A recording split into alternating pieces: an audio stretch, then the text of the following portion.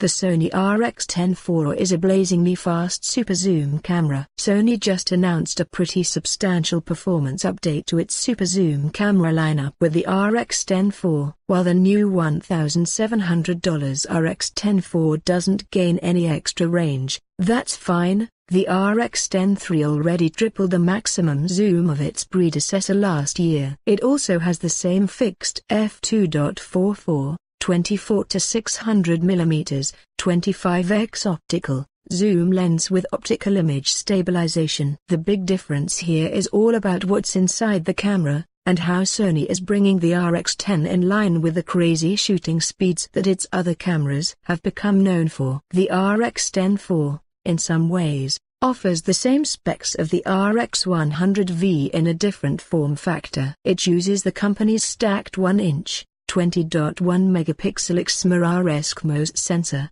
and combines that with the ultra-fast Bionic image processor to allow shooting speeds of up to 24 frames per second with autofocus and auto-exposure tracking. The RX10 IV can shoot at that speed for up to 249 images before the buffer is full, too. These are all huge improvements over the RX10 III, which topped out at 14 frames per second and only allowed for autofocus tracking at speeds of up to 5 fps. The size of the RX10 IV means there are a few solid benefits to picking it over the RX100 that go beyond the extra zoom. It has 315 phase detection of points that achieve focus in 0.03 seconds, according to Sony. The 1.44 million 3-inch screen on the back is now a touch screen, too, which is somehow a first for Sony's RX cameras. And there's a 2.35 million high-contrast OLED electronic viewfinder. As for video,